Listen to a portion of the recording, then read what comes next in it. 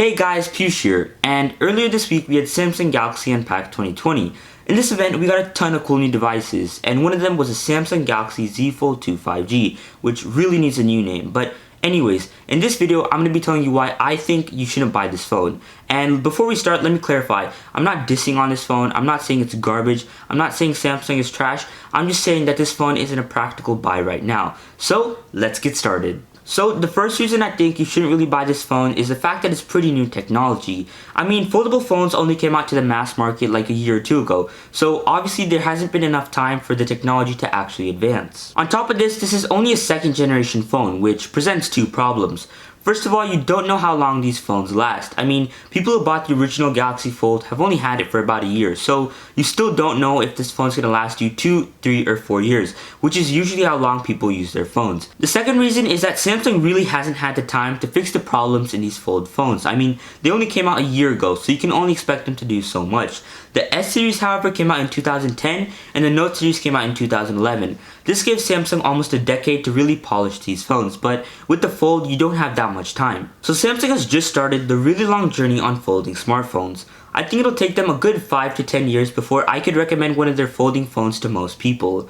By then the phone should have better design, better display, better specs, and it'll have less problems with the hinge and screen, but best of all, it'll be less expensive. And that brings me to my second point, the price. So with an expected retail price of $1,980, this phone is no joke. I mean, in that price, you could get a Note 20 Ultra and a Tab S7 and save $32, or you could get a Note 20 with a Tab S7 Plus and save $102, and that's only in the Samsung brand. You could do the same thing with an iPhone 11 Pro and 11-inch iPad Pro. If you did that, you could still save almost $200. With these options, you get the best of both worlds. You get a great phone experience and a great tablet experience. With the Z Fold, it's more like a decent phone experience and a decent tablet experience.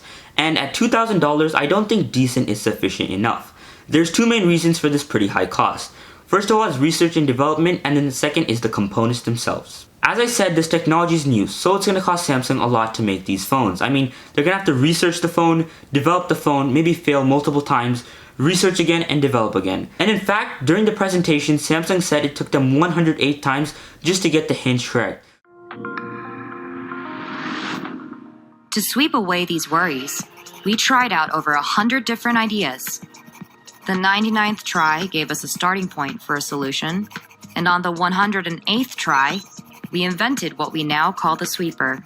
So if it only takes them that many for the hinge, imagine how much it's going to take for the entire phone itself. Then the high expenses that take place during research and development are going to trickle down onto the consumer, hence $2,000.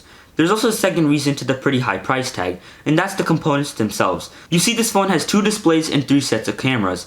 It has a display on the front and a display on the inside, and then a camera on the front, camera on the inside, and camera on the back. The display on the front is an AMOLED display, and then the display on the inside is a 120Hz AMOLED display. Then you have the hole punch cutouts on the front and inside, and the triple camera setup on back. So as you can see, Samsung's not really ripping you off for $2,000. It's just the research and development, and then the components in the phone that add up to $2,000. I'm saying don't buy this phone right now because eventually in a couple of years this price will go down. Hopefully in 5 to 10 years you can expect to get a good folding phone under $1,000. So my last reason on why you shouldn't buy the Samsung Galaxy Z Fold 2 5G is the damageable parts. You see, last year we had a ton of problems with the original Galaxy Fold.